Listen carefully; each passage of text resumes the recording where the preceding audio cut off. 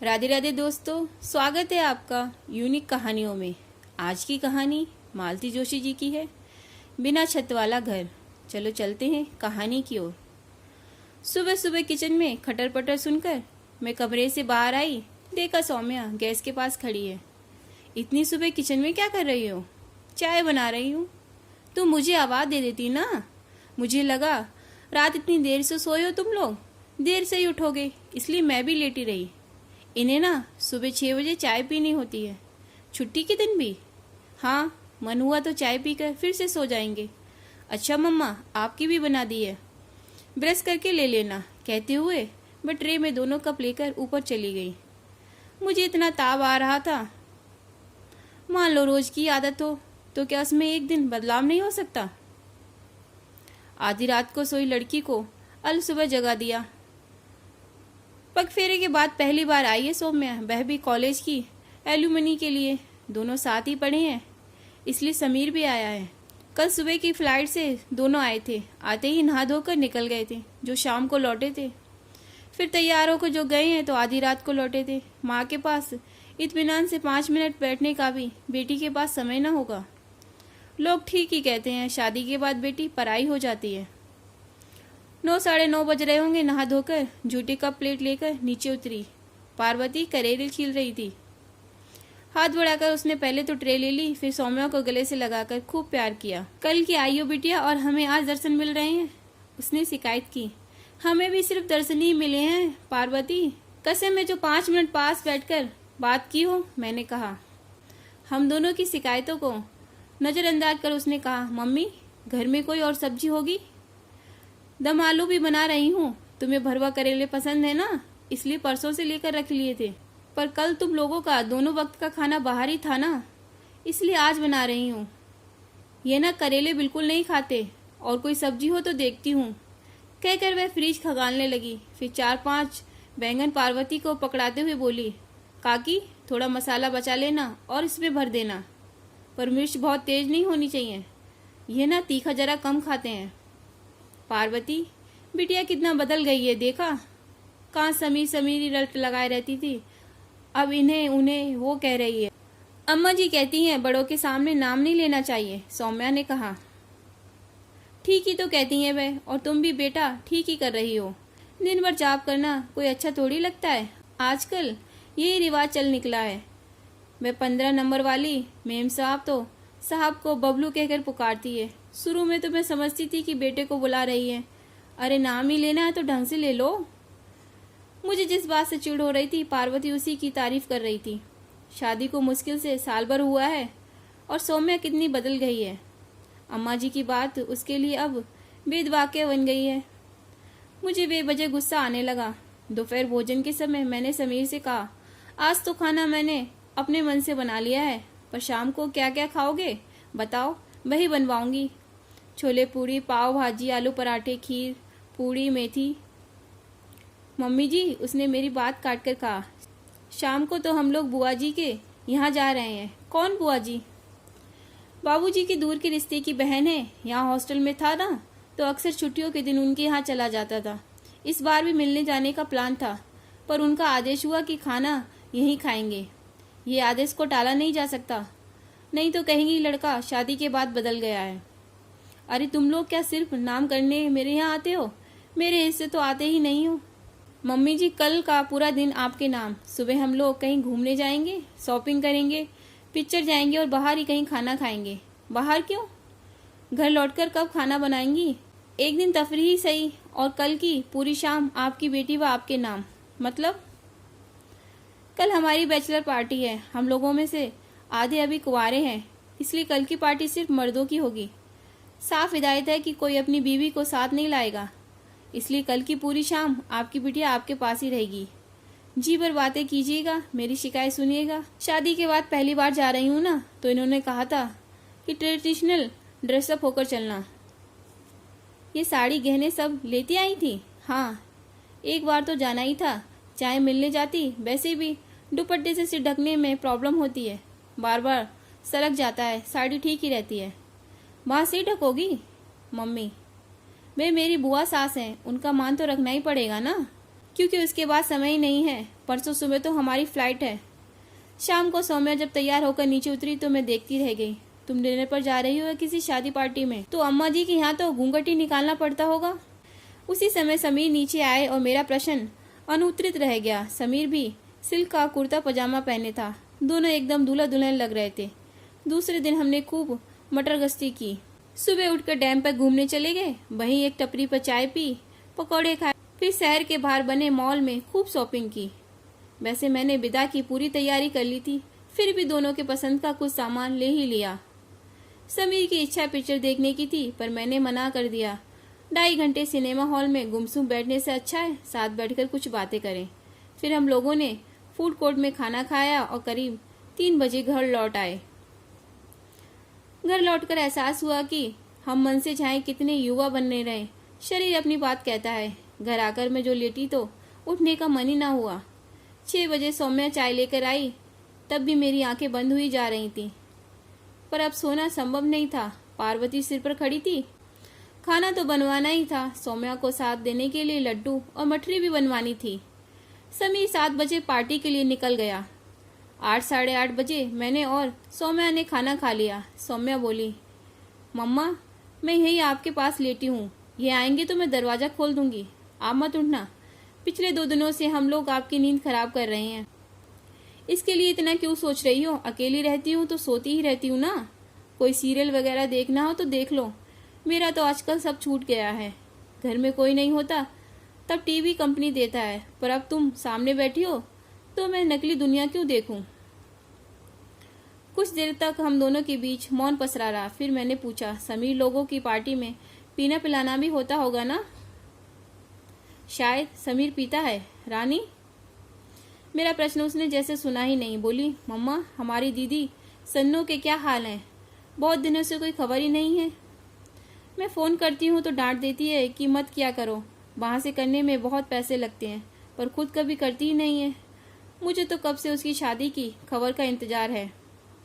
हर बार आशा बनती है, फिर पता चलता है वह एपिसोड खत्म हो गया।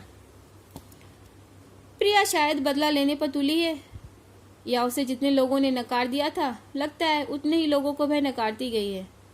पर यहाँ जो भी नकार मिले हैं वे दीदी के लिए नहीं थे। उन्हें तो कोई देखने भी नहीं आया था। मालूम है वे सारे नकार मेरे लिए थे।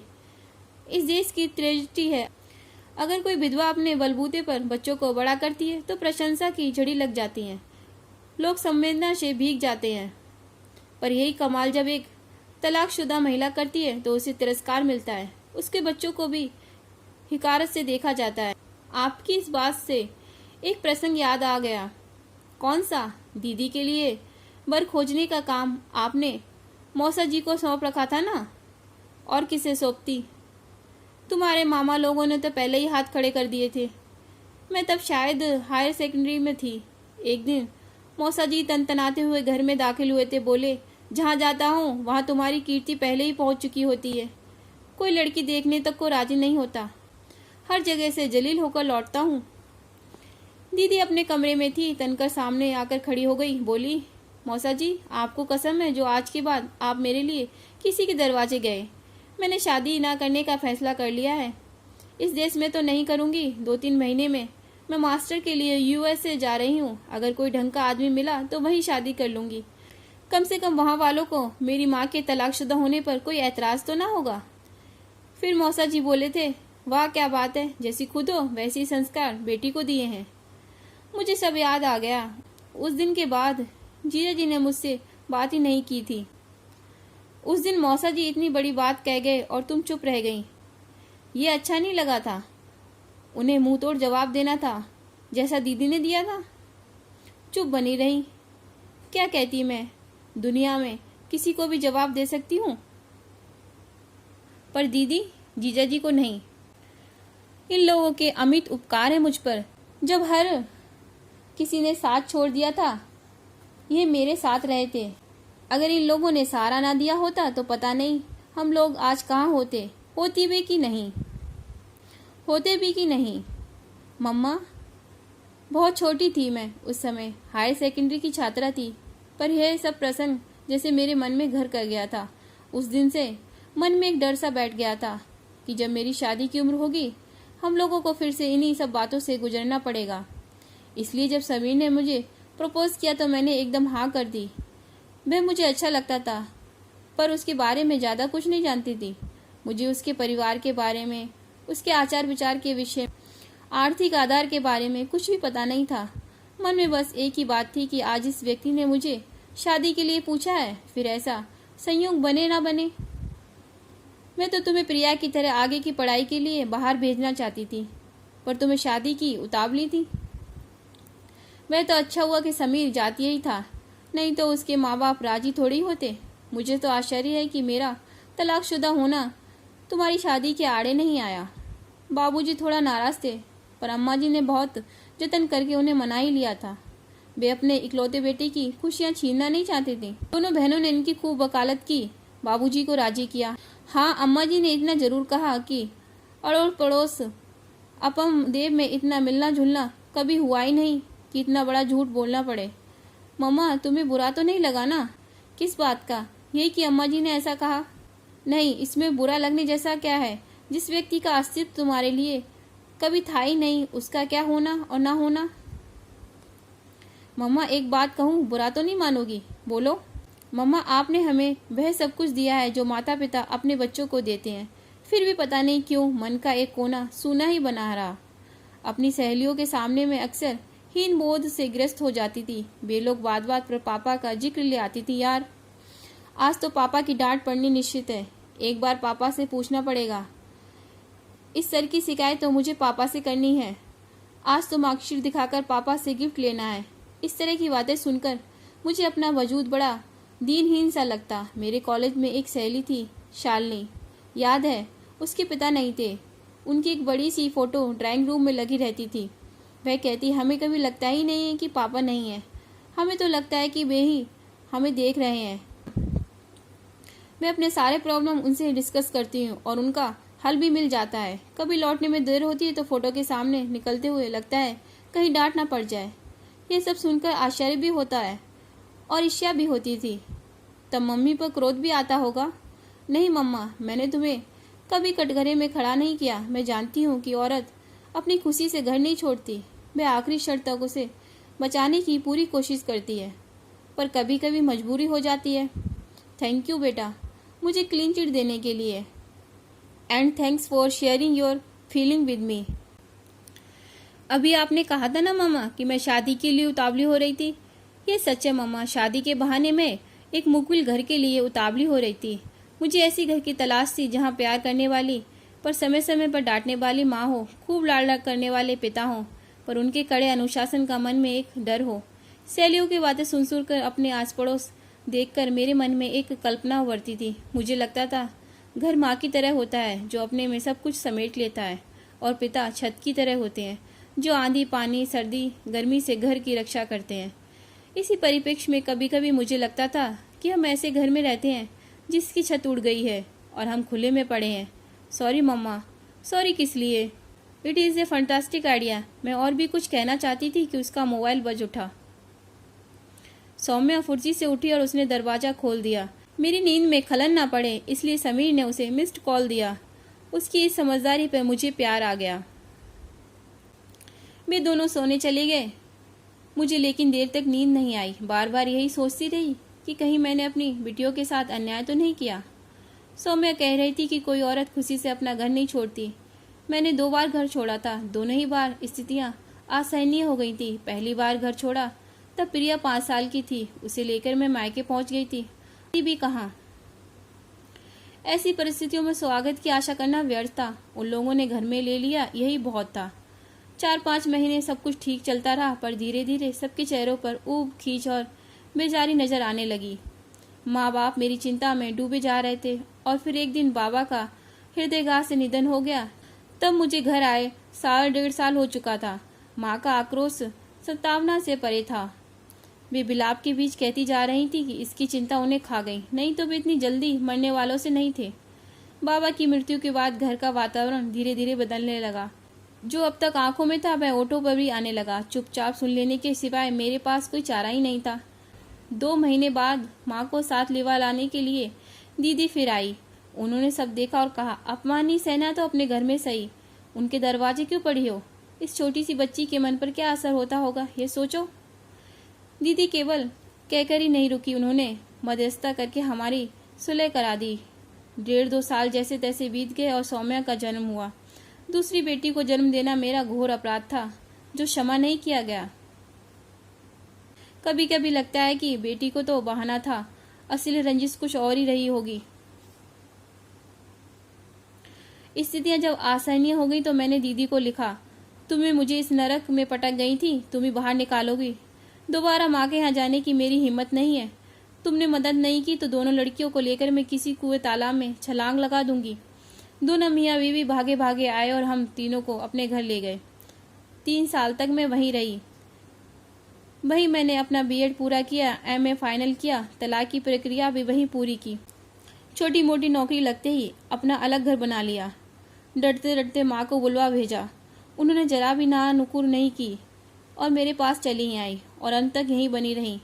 इससे साफ जाहिर था कि घर का वातावरण कितना विषाक्त हो गया था। बच्चे और घर माँ को सौंपकर मैं निश्चित हो गई। फिर नौकरी के साथ साथ पीएचडी भी करती रही। धीरे धीरे मैंने अपना एक मुकाम हासिल कर लिया, बेटियों को भी लायक बना दिया। उनके लालन पालन में मैंने कोई कोर कसर नहीं छोड़ी। उन्हें वह सब कुछ दिया जो मध्यवर्गीय माँ बाप अपने बच्चों को देते हैं। पर सौम्या कहती है कि उसके मन का एक कोना खाली ही रह गया है। वह जिस तरह से पति की सेवा में जुटी हुई है, जिस तरह से ससुराल वालों के प्रति विनम्र हुई जा रही है, लगता है जो खो गया है उसे इसी तरह से प्राप्त करना चाहती है। कल तो मेरे प्रति भी इतनी विनम्र हो रही थी, बार बार आप कहे जा रही थी, इतना अजीब लग रहा था। सुबह दोनों जब तैयार होकर नीचे उतरे तो मैं सौम्या को देखती रह गई। नेवी ब्लू स्कर्ट और सफ़ेद फ्रिज वाले टॉप में वह एकदम गुड़िया सी लग रही थी। हाय, कितनी प्यारी ड्रेस है, अच्छी है ना, पिछले महीने जर्मनी से लाए थे। मैं तो डर रही थी कि तुम पता नहीं क्या कहोगी। इतनी दकियानूसी हूँ क्या मैं? अच्छा, अभी बताओ, तुम्हारा टीका करूँ? नहीं, इस ड्रेस के साथ तो अजीब ही लगेगा। मम्मा, ड्रेस अपनी जगह और संस्कार अपनी जगह। ड्रेस के लिए हम अपनी परंपराएं थोड़ी छोड़ देंगे। पर यह बताओ, तुम सुबह सुबह तैयार होकर क्यों बैठी हो? तुम एयरपोर्ट नहीं जाओगी? फिर लौटते समय तुम्हें उदास लगेगा। तो मैं ठीक ही कह रही मम्मी जी, वहाँ भी तो बाहर से टाटा करना पड़ता है, आप यहीं से कर दीजिए। मुझे बस उन लोगों के साथ थोड़ा समय और बिताने का लालच था। पर मैंने जिद नहीं की, दोनों का टीका किया। समीर ने पैर छू तो मैंने उसके सिर पर हाथ रखकर आयुष्मान होने का आशीर्वाद दिया। फिर सौम्या को गले लगाकर मन ही मन आशीर्वाद दिया, ईश्वर तुम्हारे घर की छत को सदा सलामत रखे। दोस्तों, ये तो थी कहानी मालती जोशी जी की। अगर आपको कहानियाँ पसंद आ रही हैं तो चैनल को सब्सक्राइब करें और कहानियों को लाइक करें। मिलेंगे एक नई कहानी के साथ, तब तक के लिए राधे राधे।